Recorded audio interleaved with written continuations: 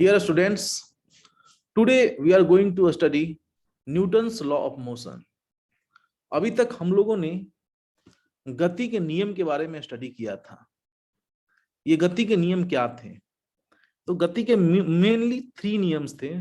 There are 3 laws. One was final velocity is equal to initial velocity plus acceleration, which is considered constant during the motion, multiplied by time taken. So, and the second equation was displacement is equal to initial velocity multiplied by time taken plus half a t square. And the third equation was final velocity square is equal to initial velocity square plus 2 acceleration and displacement. So these are our 3 equations. We have not considered why these motions has occurred. So when we are starting the inquiring about why motion is occurring, that arena, that study is called dynamics. So we are now entering in dynamics, that is to know the cause of motion. The cause of motion, motion के क्या कारण होते हैं, इसके बारे में जो हम स्टडी करते हैं, उसी के लिए ये Newton's law of motion picture में आता है। Now Newton's law of motion को समझने से पहले हमको समझना पड़ेगा कि व्हाट इज फोर्स, बल क्या होता है।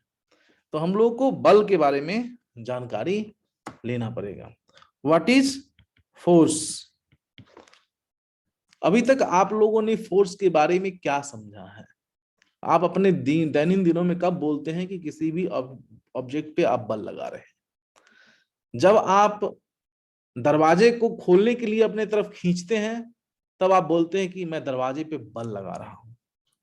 So when you are pulling the door, you are applying the force. So this process of pulling the door is basically the application of the force. तो ये जो खींचना है, जो पुल है, that is called force. तो फोर्स क्या हो गया? पुल हो गया। वहीं पे यदि किसी ऑब्जेक्ट को यदि हम लोग धक्का देकर के आगे धकेलते हैं, उसको मोशन में लाते हैं, फिर भी हम बोलते हैं कि हम इस ऑब्जेक्ट पे बल लगा रहे हैं। तो धक्का देना भी क्या हो गया? बल लगाना हो गया। सो जब किसी ऑब्जेक्ट को पुश कर रहे हैं, then we are telling that we are applying force. So this force is also called push. So basically this push or pull is itself a force. तो जब किसी वस्तु को खींचते हैं या धक्का देते हैं तो इस प्रक्रिया को ही हम लोग बोलते हैं बल लगाना। उसको क्या बोलते हैं? बल लगाना बोलते हैं। हम लोग अपने दैनिक दिन में यदि सूटकेस लेकर के जा रहे होते हैं तो सूटकेस भी आपको नीचे की तरफ खींच रहा होता है, आपके हाथ में तनाव पैदा कर रहा होता है। तो वहां भी जो खिंचाव है, उस खिंचाव को ही हम लोग बल लगाना बोलते हैं कि जो सूटकेस है वो हमारे हाथ पर बल लगा रहा है।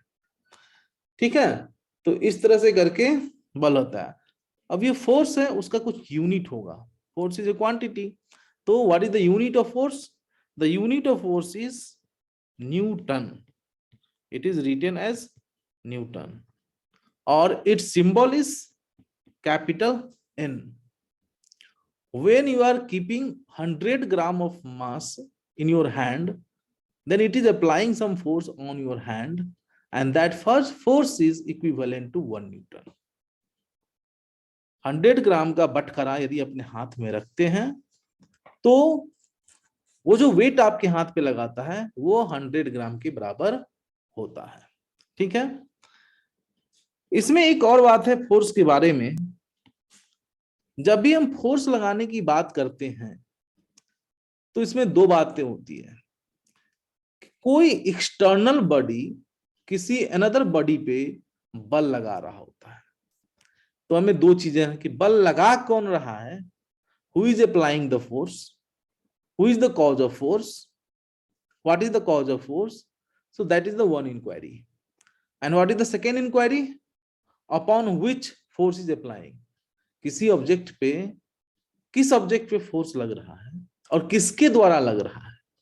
ये दो इंपॉर्टेंट क्वेश्चन है जिसके बारे में हम लोग इंक्वायरी करते हैं जब भी फोर्स की बात करते हैं। तो अब अपने डे टू डे लाइफ में भी हम लोग कई तरह के फोर्स है जिसको कंटिन्यूअस ऑब्जर्व करते हैं, जो हमारे ऊपर भी लग रहा होता है। ऐसे कुछ एग्जांपल्स देखते हैं। सबसे सिंपल एग्जांपल है that is called gravitational force. Gravitational force, gravitational force. What is gravitational force?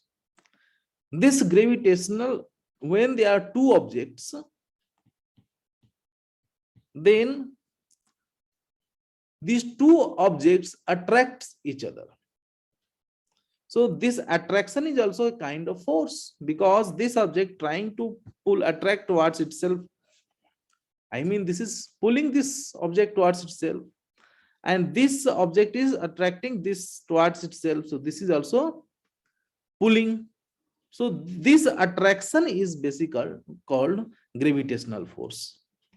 So what is the cause of this gravitational force? What is the root of this? So every object which has mass, what is mass? Every object which has mass will attract other object which has mass. So mass, when two objects are attracting each other, that means both two objects must have some mass. If there is no mass, there will be no gravitational force. So let us consider now, this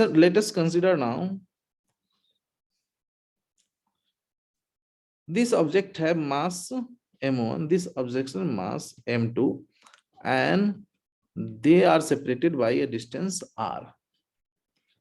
So now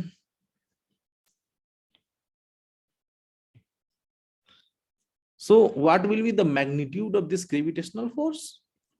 The magnitude of this gravitational force will be some constant multiplied by mass m1, mass m2, and a square of distance between these two objects. So we are saying that this object is attracting this object with the same force. Both are attracting each other with same force, because this formula itself containing mass m1 and m2. So when we are considering that there is earth and there is some object, so this is the mass of this earth and this is the mass of this object. So now again, what is this force applied by earth upon this object? So that will be gmm upon r square. And what is the force with which this object is attracting this earth? Again will be the same, gmm r square. So both the object, even earth, you are pulling the object with the same force as earth is pulling you towards itself. It is different thing that the impact is different on earth as well as on this small object. So in general, we are considering this g and mass of earth by r square is equal to capital G. So this force by earth, gravitational force upon any object, can be written as F is equal to mg. F is equal to mg. So this is gravitational force. Now we will move to another force, and that is called, what is that is tension force. What is tension force?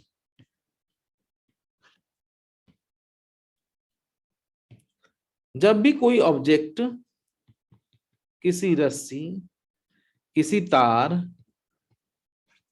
के द्वारा लटका होता है, तो ये जो रस्सी होती है ये ऑब्जेक्ट को अंदर की तरफ खींचती है, अंदर की तरफ खींचती है, और इसी तरह से रूप को भी अपने अंदर की तरफ खींचती है। ये जो खिंचाव है, इसी को हम लोग टेंशन कहते हैं। नाउ ये जो रस्सी है इसमें यदि मास है, कुछ द्रव्यमान है, तो ये F1 और F2 बराबर नहीं होंगे। लेकिन यदि रस्सी मासलेस है, कंसीडर कर लेते massless meaning very small mass, negligible mass, then this F1 is equal to F2 will be equal, and in general we are writing that as tension T. Another kind of force is called a spring force. Spring force.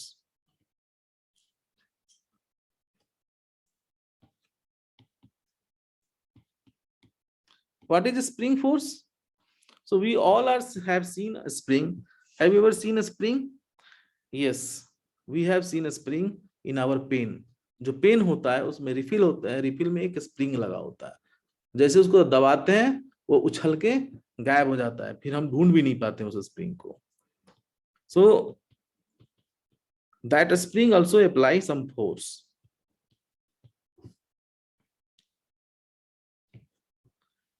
एक spring होता है उसका एक natural length होता है,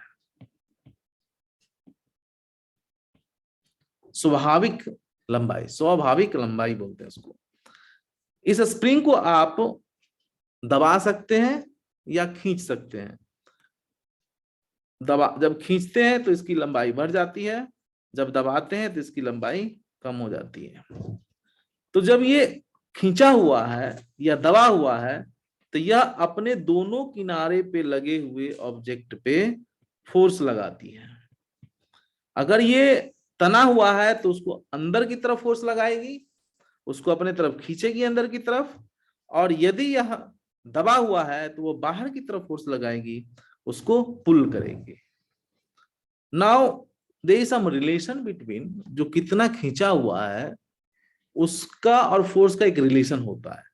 तो मान लीजिए कि अगर डेल एक्स खींचा हुआ है तो फोर्स क्या होगा, F इज इक्वल टू के मल्टीप्लाइड बाई डेल एक्स।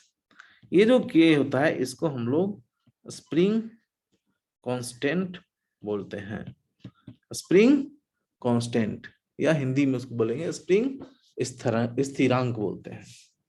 तो यदि ये डेल एक्स तना हुआ है तो के इंटू डेल एक्स अमाउंट से यह अंदर की तरफ खींचेगा, और यदि ये डेल एक्स दबा हुआ है तो के इंटू डेल एक्स अमाउंट से यह बाहर की तरफ उस ऑब्जेक्ट को जो वहां पे में बंधा हुआ है उस पे उसको ठेलेगा।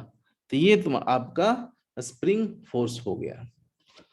उसी तरह से होता है आपका स्पर्श के कारण दो तरह के फोर्स होते हैं, and that is friction and normal reaction force. कोई ऑब्जेक्ट यदि किसी सरफेस पे है तो ये जो सरफेस है, दिस इज सरफेस है, दिस इज, तो ये ए सरफेस की वजह से बी ऑब्जेक्ट पे दो तरह के फोर्स लगते हैं। एक तो इस सरफेस के परपेंडिकुलर लगता है, जिसको हम लोग नॉर्मल बोलते हैं, इसको नॉर्मल रिएक्शन। ये वस्तु को अपने सरफेस के परपेंडिकुलर ऊपर की तरफ ठेलता है, पुश करता है, इसलिए इसको हम लोग नॉर्मल रिएक्शन फोर्स कहते हैं। और एक फोर्स लगता है जो इस सरफेस के पैरेलल में लगता है, जिसको हम लोग फ्रिक्शन कहते हैं। फ्रिक्शन का जो स्टडी है वो सेपरेटली डिफरेंट लेक्चर में होगा, क्योंकि इस पे काफी लंबी पढ़ाई होगी।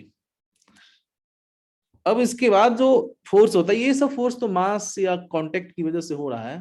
कुछ ऐसे फोर्स होते हैं जो मास के बिना भी लगते हैं, जैसे आपका है electric force. Electric force,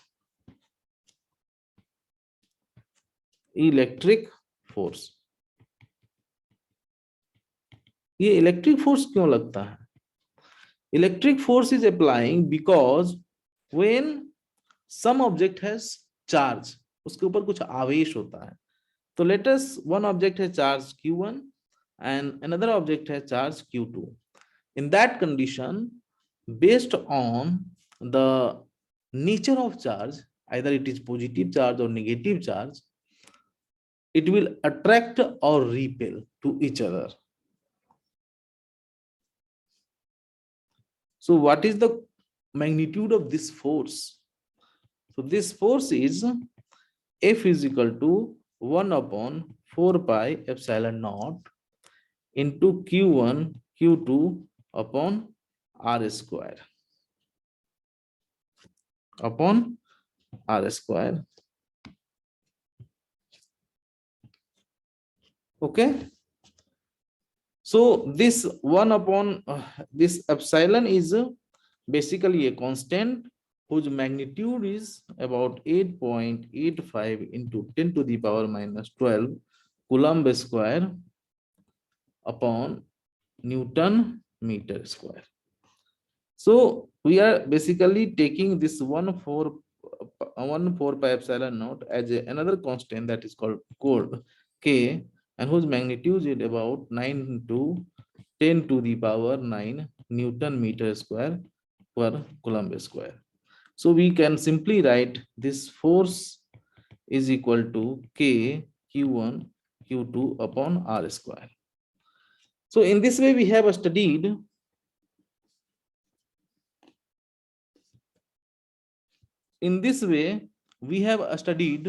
different type of force which will apply on some object, and that will trigger some motion. So we will study motion later.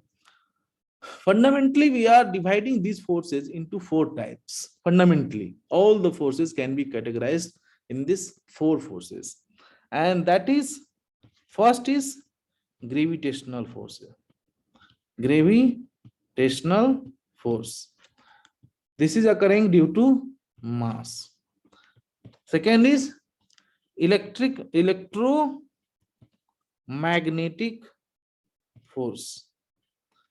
Any kind of electric force, any kind of magnetic force can be categorized as electromagnetic force, and this is because of charge. Then we have weak forces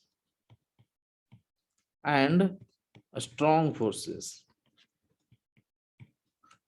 Protons inside the nucleus is because of this strong force. So this is effective at about 10 to the power minus 15 metre. इसको हम लोग नाभिकीय बल भी बोलते हैं, nuclear force बोलते हैं. एंड जो वीक फोर्स होता है ये 10 to the minus 15 मीटर से भी नीचे में काम करता है इवन. और इस वीक फोर्स की वजह से प्रोटॉन न्यूट्रॉन में कन्वर्ट कर जाता है या न्यूट्रॉन प्रोटॉन में कन्वर्ट कर जाता है. तो इस तरह से करके डिफरेंट. आप कांटेक्ट फोर्स की बात करें तो जो आपका टेंशन है या फिर फ्रिक्शन है या फिर आपका नॉर्मल फोर्सेस है, ये सभी इलेक्ट्रोमैग्नेटिक फोर्स में कवर हो जाएगा. अब हम लोग पढ़ेंगे फोर्स का एक दूसरा नेचर होता है. क्या होता है? Force is A vector quantity. क्या है? वेक्टर क्वांटिटी है. तो किसी ऑब्जेक्ट पे यदि 2 फोर्स लग रहा है F1 और एक फोर्स लग रहा है F2, तो ये दोनों ऐड करके एक नेट फोर्स इस ऑब्जेक्ट पे लगाएगा, जिसको हम लोग रिजल्टेंट फोर्स कहेंगे. मान लेते हैं कि ये फोर्स F1 और F2 है, जिसके बीच में एंगल थीटा बनाती है, और ये जो FR है यह F1 के साथ अल्फा बनाती है. तो हम लोग जानते हैं कि वेक्टर को एडिशन करने के 2 नियम हैं. या तो आप ट्रायंगुलर मेथड से एडिशन कर सकते हैं या फिर आप क्वाड्रिलेटरल मेथड से भी उसको एडिशन कर सकते हैं. तो बेस्ड ऑन दोज लॉज हम लोग मैग्नीट्यूड ऑफ एफ आर लिख सकते हैं F1 square plus F2 square plus 2F1 F2 cos theta root over. And this angle alpha can be taken as tan alpha is equal to F2 sin theta upon F1 plus F2 cos theta. अब हम लोगों ने resolution of vectors के बारे में भी पढ़ा था. तो रिजोल्यूशन ऑफ वेक्टर्स का अप्लाई करके इसको हम और आसानी से भी लिख सकते हैं.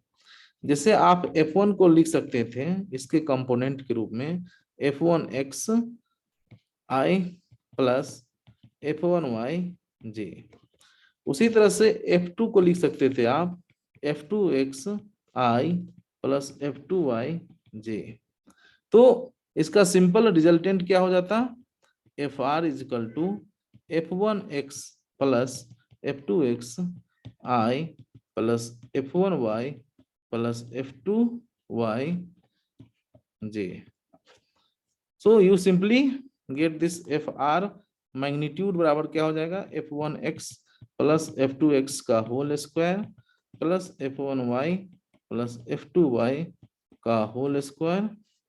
और यही अगर एंगल बनाता समथिंग एक्स एक्सिस के लॉन्ग tan थीटा, तो tan थीटा बराबर क्या होता F1y plus F2y upon F1x plus F2x। तो ये सिंपल मेथड से भी आप निकाल सकते हैं। अब हम लोग नेक्स्ट क्लास में न्यूटन्स के जो 3 नियम हैं, जो दुनिया के सबसे फेमस नियम है, न्यूटन साहब जिसके लिए सबसे ज्यादा जाने जाते हैं, उसका स्टडी करेंगे। आप लोग इसको रिवाइज करके आइएगा। Thank you.